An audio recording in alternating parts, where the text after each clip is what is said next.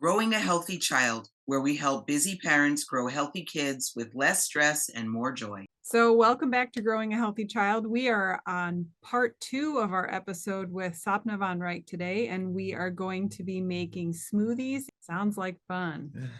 This is going to be great. So, part 1, we were already salivating the Yeah. whole time. And this is part 2 of smart snacks for brilliant kids, how we can support our children with food so they have their best chance at being successful in whatever they do. So before we get started, Sapna, tell us a little bit about where you came from. How did you come to be teaching? Okay, wait, stop. How many children's classes do you teach in a year? And how did you come to this?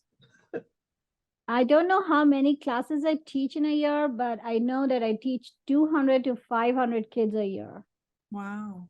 And I'm not a teacher, like I'm not a full-time teacher or anything. This is my cooking classes. Right. And I just teach when the kids are out of school. So I'm very active with kids, teaching kids in summer. And I just start spring break classes this week.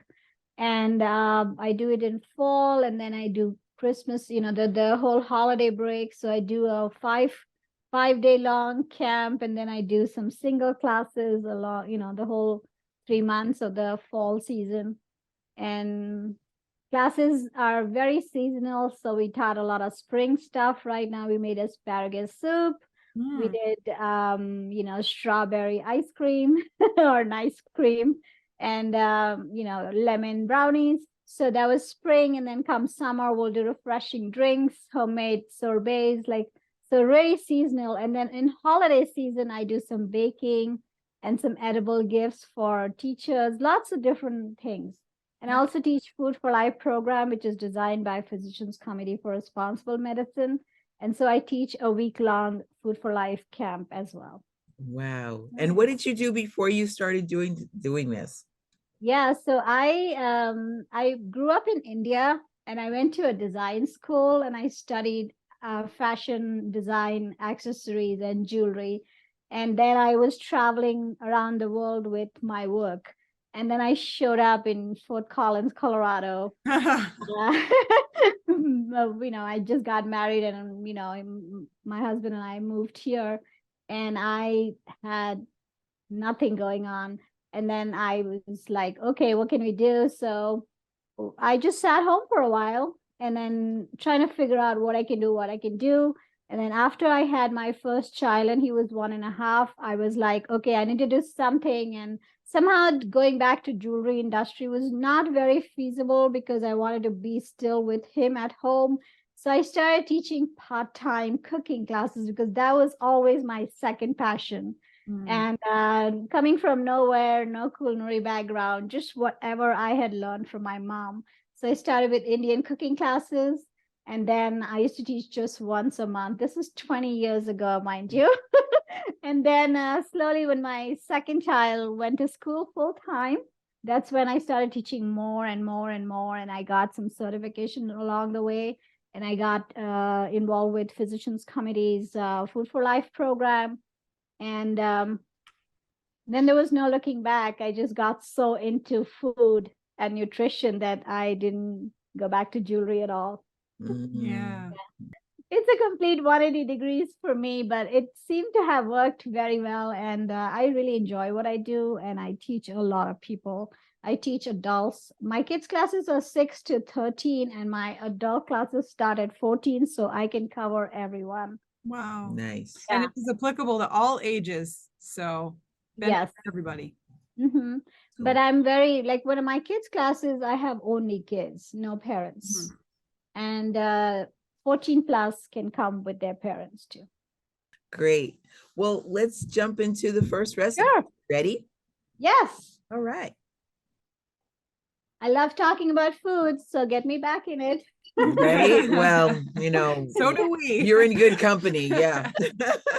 You're going to start out with making smoothies, right? Yeah.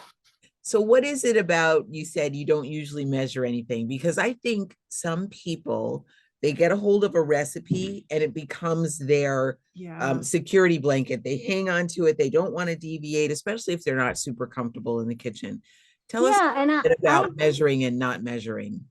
I totally get that too. You know why? Because as I just mentioned, that I did not go to a culinary school. I learned everything from my mother. So my mother would just go in the kitchen and she'll just put a pinch of this and a pinch of that, like sometimes in her hand or sometimes straight from the bottle, just shake it in. And so this is how I learned it. In fact, I remember when I was starting to teach cooking classes, I was literally sitting with measuring cups and spoons so I can measure things. So then I know that someone who's taking my recipe can actually make it at home. But it's just how you grow up. If you've seen your parents do that, or if you've never learned it as a child, then you don't have that skill, so to say. So then, it's just more comforting for them to measure everything. Does that make sense? But Yeah. for me, I don't measure. And in fact, sometimes I'll call in my daughters, like, let's do it. And I'll say, hey, let's go get that recipe from the computer. She's like, Mom, since when you started referring your recipes? So she reminds me that, I think that, okay, now I've come up with this pad thai sauce and I need not rack my brain again. I can just, measure it and put it in. And she's like, nope, we should do it every time differently. So that's how we did it, and that's how I've taught her growing up. But so it's just but I do recommend using recipes as guidelines, especially for smoothies, because you don't want to always necessarily just have mango or just have Swiss chard or just have these berries or that berries. Kind of go with seasonal fruits and change it up. Right. Yeah, and another thing too, I feel like if someone's making a dish for the first time, depending on what it is, maybe they feel more comfortable with the recipe. But like you said, as you make it more and more, you know how you've made it in the past. So then it's like, okay, I'll just throw a little bit of this, a little bit of that, and it makes it easier to kind of make on the fly and not have to measure everything out. Yeah. But for sure, in the beginning, yeah, people feel more comfortable with the recipe. Just because it says, let's say, a quarter teaspoon of, quarter teaspoon garlic powder. Depending upon how old your garlic powder is or how potent it is, it can really change the flavor of the garlic, right? Yeah. So, and the way I cook is I'll, shake some in, or I measure it out depending what's going on, but then I still have to taste it, Yeah. right? To balance it out. Yeah. Yeah. I think that's a very good point, Meryl. Sorry to interrupt. That's a very, very good point, what you just mentioned, because I teach a lot of ethnic cooking classes like Indian, Ethiopian. And I get this comment a lot that, mine didn't taste as good as yours. Because it really becomes a point where you're saying you're using fresher spices, or use a little bit more because the potency goes down as it sits. Especially if you have spices on top of your stove, there are these pretty racks you can find, and then they're always, getting that heat, and they are not going to stay that. So I never put it next to the heat. Right. And that way they stay a little bit fresher. Right. We say recipes are a guide. Yes. Yes. They're a guide. Template. It's a place to start. Yeah. You don't have to hang on to them like it's a gospel. Yes, but if that works for you, and if that gives you that moral support, I would say please do it, know. But especially only for the smoothies, I say that please use it as template, because you want to really, because blueberries have different nutrition, cherries have, mangoes have different nutrition. Watermelon eaten in summer has a cooling effect, right? But you eat that in December, you don't like it. You want an extra blanket on you, Yeah. because the watermelon is not meant to be had in winter. It's a fruit for summer. That's why it grows in abundant in summer. Make sense? Yes, Right. exactly. That's right. Yeah, totally. So Sapna has a most beautiful arrangement for those of us who aren't, for those of you who aren't watching. She has the most beautiful arrangement of one bright light green plate with mangoes and some tablespoons of seeds, I think they are, right? And then she's got another plate that's a bright yellow, and it's got a yellow Swiss chard leaf. And then she's got another plate that's a darker green with blueberries and cherries. It's so pretty, just beautiful. So many different colors. Really, really beautiful. So now she's going to get ready to make a smoothie, I think. Yes. So I'm going to make a smoothie. Well, I'm going to start with the Swiss chard and mango smoothie. Why I make this smoothie is because it reminds me of my mom's mango shake. Okay. I grew up in India where my mom would make us mango shake, which was just milk and mangoes and lots of sugar. And we would like die for it. And then that happened only in summer because that's when the mangoes were grown and that's where mangoes were available in the market. And so that used to be our treat for summer. And having frozen mangoes, you could do this, you know, a little bit in other seasons too, but definitely do it in spring and summer. So I am using frozen mangoes, and you could put it, you don't have to thaw them out. You could just directly bring it from the freezer into the blender. But if you don't have a high-speed blender, I would say just let the fruits thaw for 10 minutes, and then that will help you blend better. But I would also suggest not to let those fruits thaw in the blender because then they become a chunk. They are harder to blend that way. So leave them on a plate, and then they will kind of start thawing and it'll be easier. And of course, when you use milk for this recipe, like a plant-based milk, you're going to get an even more creamy, my mom's mango shake recipe. But this is my version of it. So I just start with H2O at 1.5 cups. And then I put, you want to put greens first, just because then the greens will blend better. So I'm using Swiss chard. You could use any greens, really. Swiss chard makes this smoothie very velvety, thick, and nice.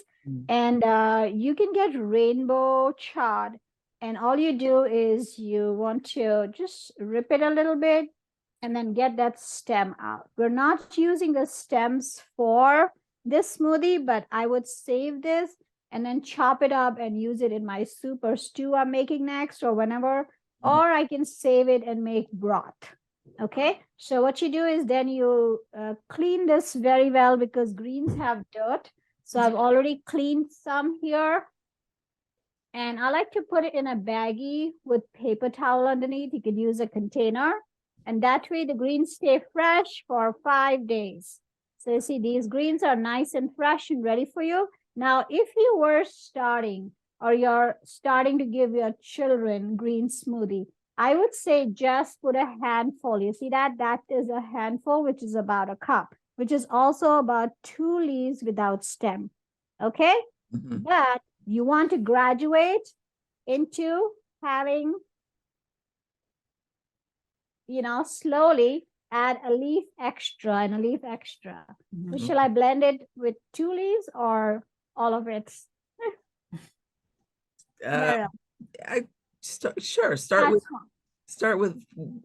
I'm good with it either way. Yeah, really. Really. Okay. How if you're gonna be drinking it or eating it, then yeah, do what you prefer.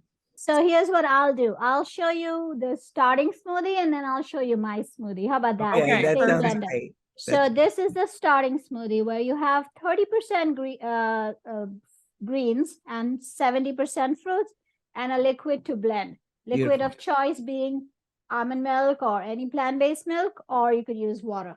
And then you're going to use mangoes. So that's where you're going to get all that flavor, yummy flavor. Mangoes have beta carotene in them, so definitely eat them. Also, I need bananas. I don't like to leave the bananas out just because then they get a little dark. So do you guys know, Carrie and Meryl, that if you freeze your bananas, they might still get dark in your freezer. So what I noticed, okay, is if you take your frozen bananas and put them all the way in the back of your freezer so that when you open your freezer door, they're not going to get oxidized and they're not going to turn brown. They'll stay nice and white. It's interesting that you say that because I have noticed that. Now that you're saying it, I realized, yes, mine have, but I didn't realize there was a way to prevent that. So if you keep them Yeah, if you keep them all the way back. Now, of course, as they grow older, like if they've been sitting there for 2 months, they're going to turn brown. That's okay. We can still use them, but just a thing to remember. Yeah. And then I'm going to just break them into 4. Now I'm using a high-speed blender called Vitamix, so I don't have to worry too much about frozen fruits. And then you can have, flax seeds are very good for you. They have omega-3.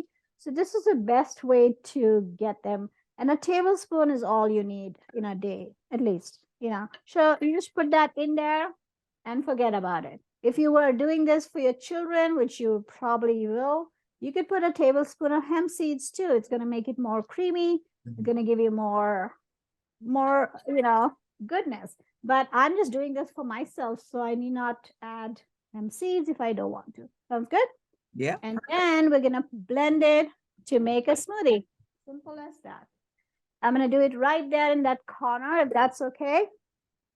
So while Sapna's blending, let's talk a little bit about the nutritional value of mangoes, chard, and bananas. Yeah, so as she mentioned, the mangoes have beta carotene.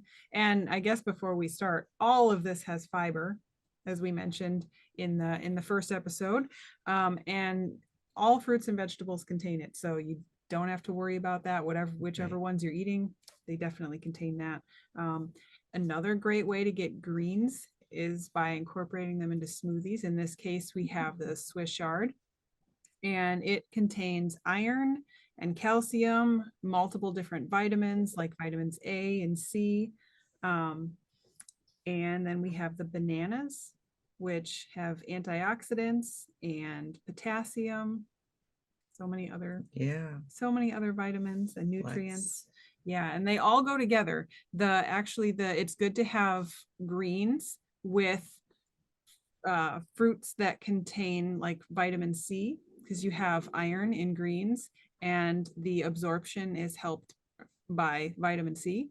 So combining those two just maximizes the chance that you're going to get all the nutrients in both of them. Yeah, thank you for explaining that. And then this is my smoothie. So you see it's green. Yeah. And it's really yummy. Yeah. That looks great. And I got to give you one more tip. So when I started, when you look at this, it looks too green. And then your children will be like, I don't want to drink that green stuff, right? So there are 2 ways to do it. So one way is to say, I challenge you to find out if there's anything you taste besides fruits. Or you could put a blindfold and make a little game out of it. But what I did is I did it in this steel tumbler, and then they did not see the color. And I just gave them a straw, and I gave them while they were playing outside. So they didn't even know what they were drinking. They just needed something. And then they got hooked onto it. So there are many ways to cheat, Mom. That's such a great idea to use the steel, because then you could kind of play a game and see if they can tell you what they think is in it. So they can't see the color, and if they didn't help you make it, seeing if they can guess what went. Yes, for sure. And then if you think your kids will like it sweeter, put a date or 2 right in the blending, and then that'll give you them a more sweet smoothie. And again, as we talked about, date has fiber, and date's a good sweetener. So if they want it ever more sweet, please them, please. Let them have it, don't fight about it. And then if we were doing this for an adult, or if you're used to it, if your kids are used to it, then I'm going to put like in that half of the blender left, I'm going to put more greens. And now I'm going to blend it. This is how I like it. I put one whole bunch of Swiss chard into that recipe. But then you do it slowly. Like it takes a bit of a time to get to that direction. Yeah. Yeah. Right. Yeah. Because then you can definitely taste the maybe more bitter greens. You taste the green for sure, but then you start liking that. But I won't say start that way for the children, because once they say no, there's no going back. Yeah. So I would say do it slowly. Like when they start appreciating the 2 leaves you've put in there, that's when you put one more. Right. And then one more. You know what I mean? And even if you don't put more than 2, that's okay too. They're still getting some greens, right? So I'm going to quickly blend this. Yeah. So the moms and dads in the room who are watching or listening, you already know that sometimes you have to gradually introduce new foods to children, and just so that you remember, it can take 20, sometimes 30 times of introducing a new food to a child before they actually accept it. Yeah. And the introduction might only be literally they hold it and look at it and they put it down.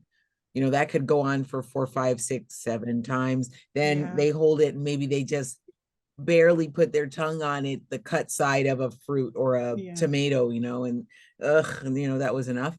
That can go on for a while, but please be persistent. Try again, try again, try again.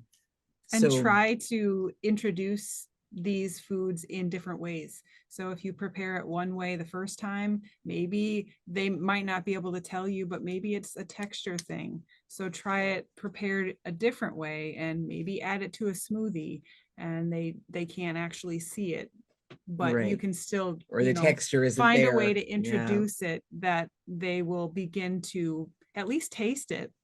And then maybe that will allow them to realize that they like it. Right.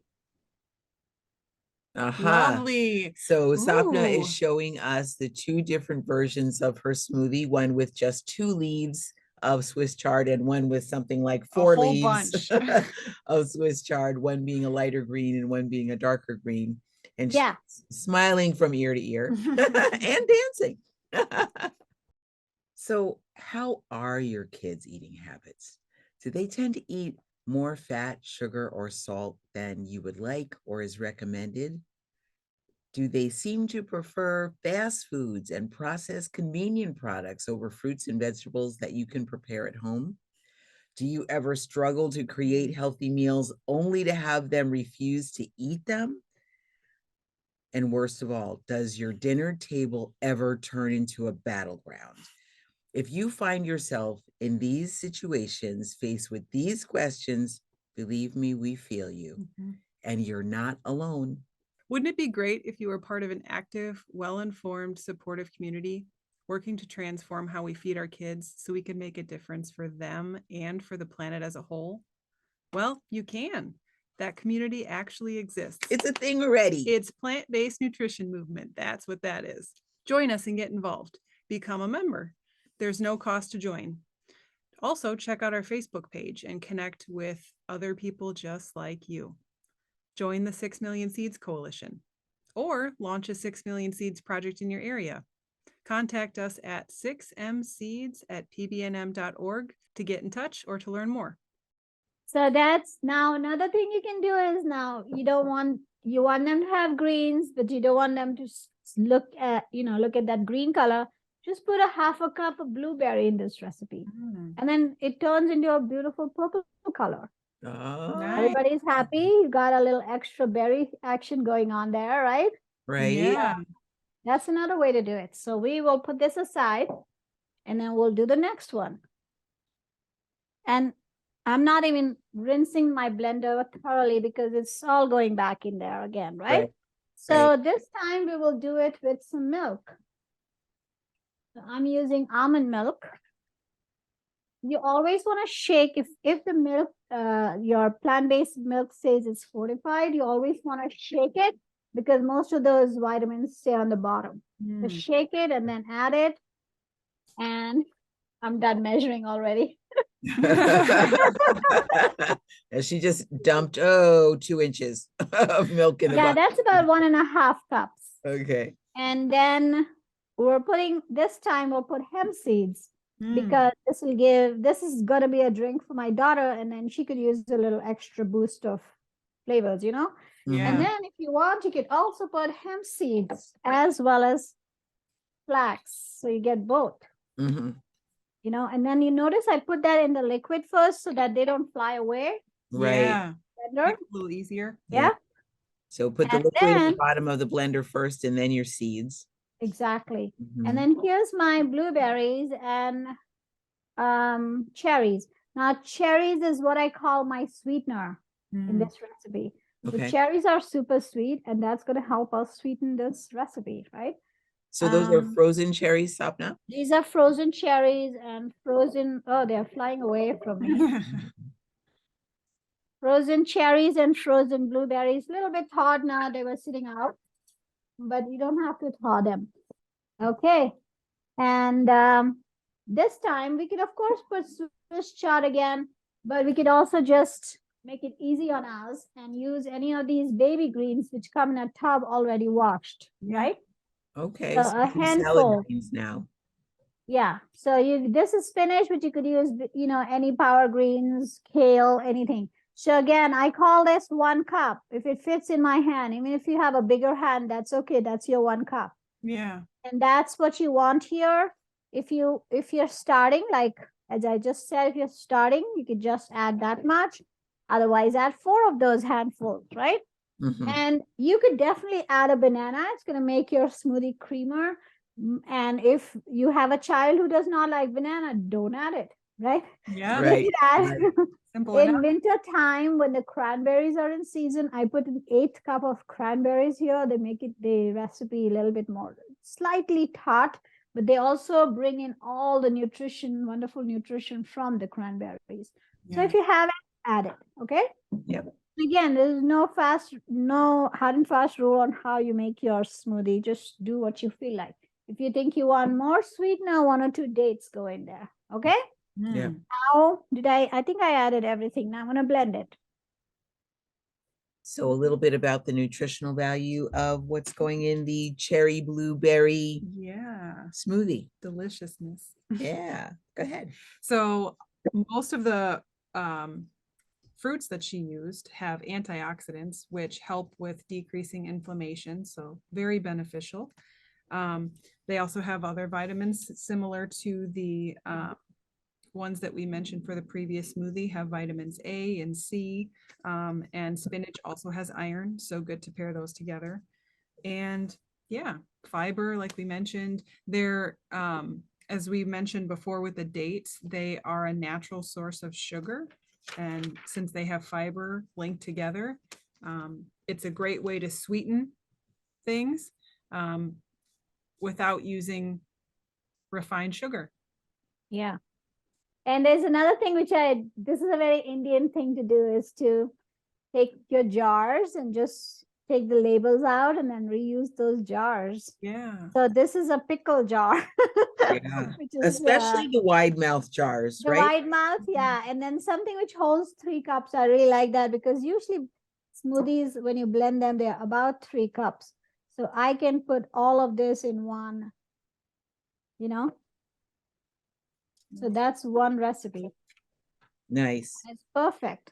So let me bring Mm. it back Perfectly here. purple. That's called eating the rainbow. Yeah, it is. I was just gonna say, with the green smoothie, the fruits look so vibrantly colored before you added them, and I think they look just as vibrant after they're mixed. Yeah, for sure. And this one has milk, so it's a little more creamy. You could definitely put a banana in there. Make it work for you, right? Right. Yeah. And then next time you have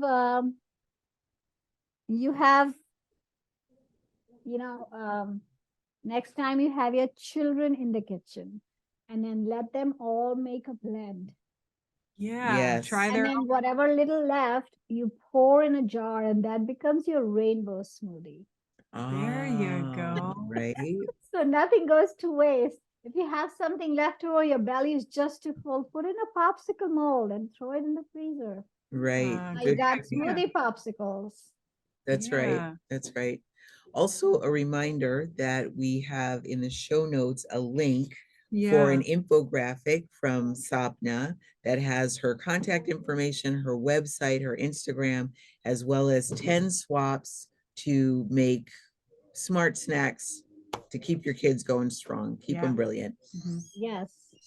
Yes, that's a perfect resource. Yeah. 3 of us created together, so that's good. Thank you so much for doing that. Our Yeah, pleasure, our yeah. pleasure, our pleasure. This is great. Well, thank you so much for sharing all your experience and your joy in the kitchen. That's Yeah. so lighthearted and so easy.